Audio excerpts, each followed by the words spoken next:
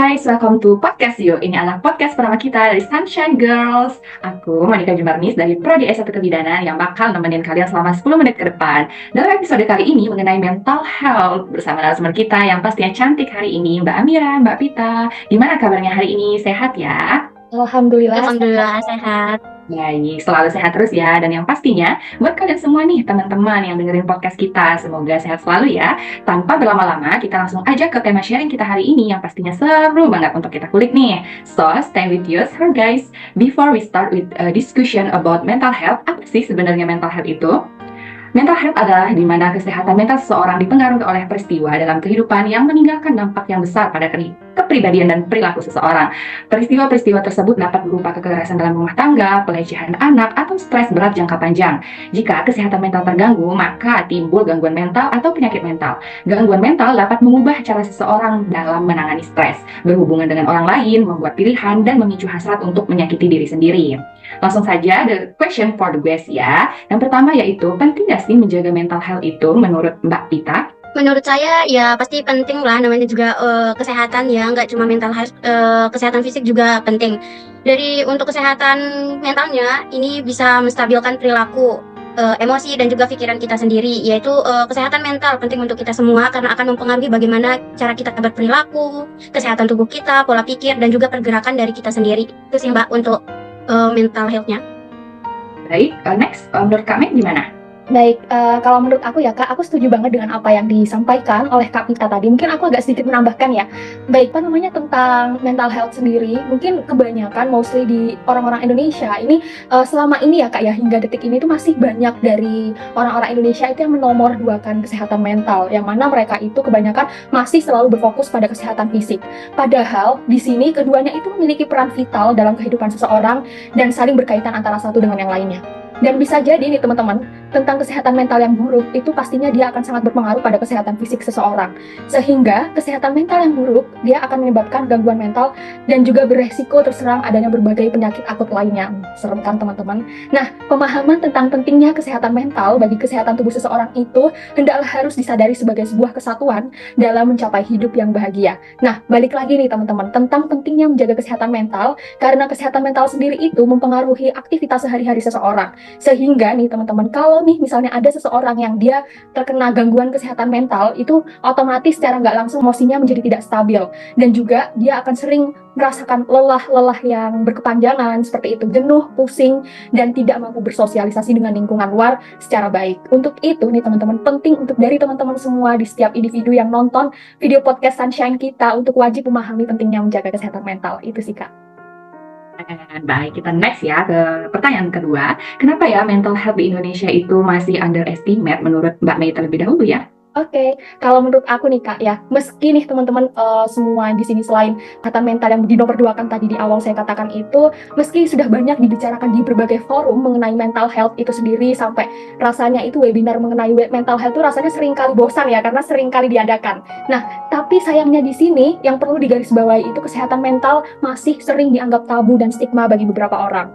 Sayangnya orang-orang Indonesia dengan segala keklinikannya menganggap bahwa orang dengan masalah kesehatan mental itu adalah orang gila, orang sinting, atau orang yang kerasukan setan. Iya kan teman-teman, pasti teman-teman merasakan hal tersebut. Nah, banyak juga dari orang-orang luar yang di Indonesia saat ini itu menganggap orang dengan masalah kejiwaan adalah orang yang dia itu tidak agamis atau kurang memiliki pengetahuan agama yang baik seperti itu. Dan juga nih teman-teman, aduh, tidak dekat dengan Tuhannya.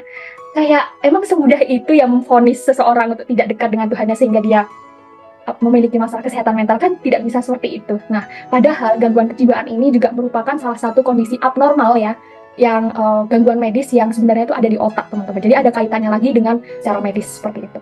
Menarik banget nih. Kalau Mbak Pita sendiri gimana Mbak? Untuk menurut saya itu saya sangat setuju dengan pendapat dari kami sendiri, yaitu sekarang masih banyak stigma masyarakat di Indonesia terhadap gangguan kesehatan mental yang masih negatif. Membicarakannya kayak cenderung tabu dan sering tidak dianggap sebagai masalah serius. Hal ini bisa disebabkan dari pola pikir masyarakatnya yang masih banyak menganggap bahwa kesehatan mental bukan suatu penyakit yang serius, tapi karena hanya kurang bersyukur aja gitu. Padahal gangguan kesehatan mental dan kesehatan fisik itu sama ya, dua-duanya itu merupakan penyakit. Dan sih Mbak. Oke, next ke pertanyaan yang ketiga. Kira-kira faktor apa aja sih yang bisa menjaga keseimbangan mental health kita menurut Mbak Pita? Menurut saya faktor-faktornya pasti banyak ya Mbak. Salah satunya yaitu istirahat yang cukup. Kemudian menghargai diri sendiri itu paling paling penting sih, menghargai diri sendiri dan juga kurangi stres dan lebih bersosialisasi. Itu sih faktor-faktornya. Oke, menurut Kak Mei sendiri gimana Kak Mei? Baik, mungkin Kak Monica, aku sangat setuju banget juga. Mungkin ada sedikit penambahan kali ya dari aku terkait faktor-faktor yang bisa menjaga kesehatan mental. Selain tadi yang sudah disebutkan Kak Pita terkait olahraga yang teratur, kemudian makan sehat dan juga teratur pastinya. Nah, di sini untuk makan sehatnya yang jelas bukan junk food atau makanan instan ya teman-teman ya, seperti kayak seblak, bakso aci. Ini pasti Kak Pita dan Kak Monica hobi banget nih. Kemudian istirahat yang cukup dan juga nih teman-teman, untuk pendapat pribadi aku sendiri ya, ada dari banyak penelitian yang dipublish oleh luar negeri terkait bagaimana faktor menjaga kesehatan mental itu adalah menulis di jurnal. Nah, yang mana di sini mungkin banyak dari teman-teman yang kalau seandainya gabut itu kebanyakan scroll TikTok, scroll IG, terus check out Shopee seperti itu. Nah, coba deh mulai sekarang dari teman-teman, coba mulai untuk menulis gitu ya terkait apa yang teman-teman rasakan selama satu hari. Itu dijamin banget dalam penelitian yang pernah saya baca itu efektivitasnya mampu untuk mengurangi kecemasan sebanyak 95 hingga 98%. Jadi nih teman-teman, yuk mulai kurangi scroll TikTok dan banyakin nulis tentang perasaan yang teman-teman rasain selama satu hari. Selain itu, meditasi dan juga pastinya mengurangi mengkonsumsi kafein maksudnya. Nah, kafein di sini kayak kopi, kayak gitu ya teman-teman ya. Jadi bagi teman-teman yang hobi ngopi mungkin bisa sedikit dikurangi ya kalau misalnya teman-teman pengen stabilitas mentalnya itu baik. Seperti itu. Oke, next pertanyaan keempat nih. Siapa sih sebenarnya yang mempunyai keharusan menjaga mental health seorang anak itu menurut Kak Mei? Kalau menurut aku ya teman-teman yang pasti orang tua ya. Cuma di sini aku punya perspektif yang berbeda nih terkait dari orang tua itu sendiri ya. Balik lagi orang tua di Indonesia dengan pola pikir atau mindset yang minim mengenai kesehatan mental. Nah, kebanyakan nih teman-teman orang tua itu biasanya fokus untuk mengajari anaknya bagaimana cara menjaga kesehatan tubuh, melainkan bukan kesehatan mental. Seperti mungkin mengetahui sinyal kapan harus ke kamar mandi, mendorong anak untuk makan makanan yang bergizi, olahraga, dan juga mengajari anak untuk bagaimana cara mengikat gigi selama 2 kali sehari. Nah, balik lagi di sini tidak banyak dari orang tua itu yang mengajari anak tentang bagaimana cara mengelola emosi yang baik seperti itu. Nah, ketika anak-anak nih ibaratnya ya teman-teman, mungkin bisa saya ibaratkan jika anak-anak atau teman-teman semua terjatuh dari sepeda kan otomatis terluka nih ibaratnya lututnya seperti itu. Mereka atau teman-teman tahu itu adalah cedera yang perlu diobati seperti itu. Nah, sama halnya dengan ketika teman-teman atau anak-anak itu menderita secara mental, secara perasaan mereka terluka, hati mereka terluka, itu mereka mungkin tidak tahu kondisi tersebut itu juga sebenarnya adalah perlu diobati juga gitu. Tidak hanya lutut mereka yang mereka bisa lihat secara kasat mata. Namun, mereka tidak tahu bagaimana cara mengatasinya seperti itu karena kebanyakan orang tua mereka tidak mengajari bagaimana cara mereka mengobati luka dari perasaan mereka atau mental mereka itu sendiri. Itu sih. Oke, menurut Kak Pita sendiri nih gimana? Menurut saya sih, saya juga sangat setuju dari perkataan Kak Amira ya terkait siapa yang berperan penting dalam menjaga kesehatan anak itu ya pasti ya orang tua. Karena kan orang tua yang paling bertanggung jawab untuk anaknya dari dia lahir sampai dewasa. Kemudian orang tua juga menjaga kestabilan kesehatan mental anak-anaknya dan juga membutuhkan perhatian khusus dalam menjaga kesehatan mentalnya. Best, Mbak. Oke, gak terasa nih udah ke last question. Apa sih tanda-tanda orang yang mengalami gangguan kesehatan mental itu menurut Kak Pita sendiri? Menurut saya sih, Kak, tanda-tandanya yang pasti ada banyak ya. Contohnya itu kayak menyakiti diri sendiri, apalagi sekarang kan lagi booming tuh yang menyakiti diri sendiri itu bisa menjadi tanda-tanda dari orang yang mengalami gangguan kesehatan. Kemudian ada perubahan perilaku yang mulanya ceria, tiba-tiba kayak berubah secara drastis perilakunya, itu bisa merupakan tanda-tandanya. Dan juga dia jarang bersosialisasi, kayak menarik diri dari teman dan juga lingkungan sosialnya. Sering kayak merasa bingung, khawatir atau takut yang berlebihan dan juga sering mengalami halusinasi dan sulit untuk berkonsentrasi sih, Mbak. Oke, menurut Kak Mei sendiri nih gimana Kak Mei? Jawaban saya sepertinya sebagian besar sudah dijawab nih Kak Monica. Gimana nih? Aku perlu tambahan.